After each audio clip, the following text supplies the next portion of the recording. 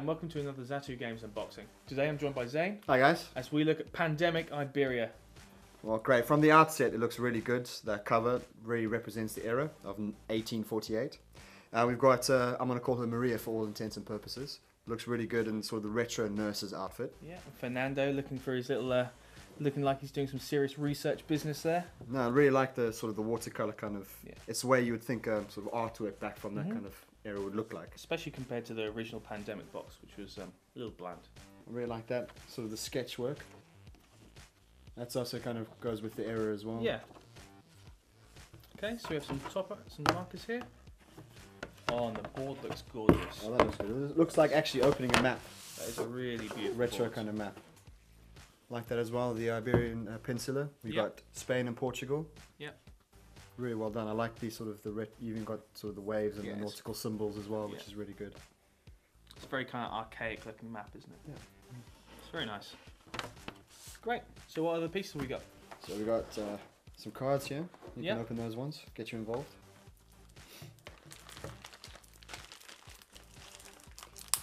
I really like it as well. You got the order of play just here, which is all written in how you will find all the writing on an old school map, which is very nicely done.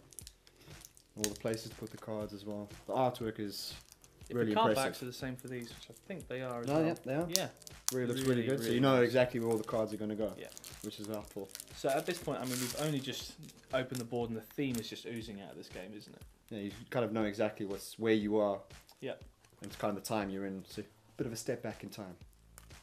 Bit of a difference from all the Pandemic games before. Yeah. So there are a few differences you might have noticed when it comes to actions in this game compared to the original Pandemic. For example, we were never able to build railroads before or purify the water. A lot of this is to do with the way you'll move around the board because like I said, there is no flight, so moving around can be quite a slow process.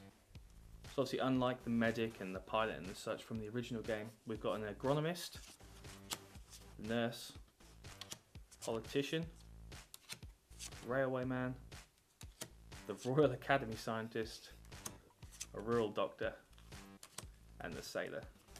Unlike regular Pandemic, where you're actually trying to cure the disease, in this game you're only trying to research it because in 1848 there's no way you're going to cure these diseases. The preventative measures such as purifying water are to help deal with the fact that you can't get rid of these diseases so quickly. Just going through the bag of goodies. So there's some new mechanics in this version of the game that reflect the period.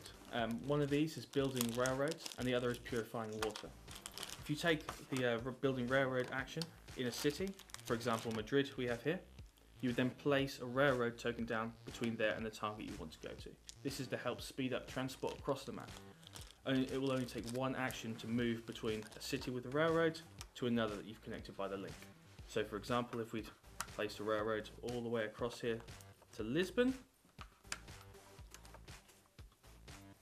in one action we could quickly move across this. So purifying water would be the other type of action you can take.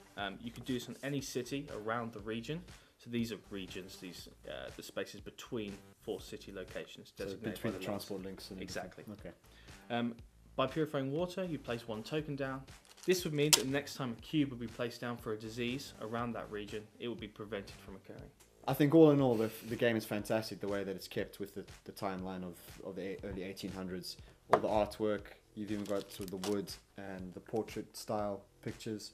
I think it's fantastic when you're playing it. Yeah. Sort of indulge yourself not only in the game but also in the time period. Yeah. Everything sort of represents that.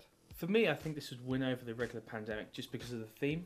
Like you're saying, I just find it much more immersive than playing across this giant world-spanning map. Yeah. That you don't really feel any connection to the locations.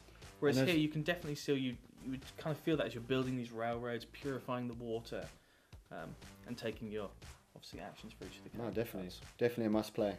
Well, I think that's it for Pandemic Iberia. Yeah, remember it's a limited collection run, so make sure you get your orders in now at Zatu Games.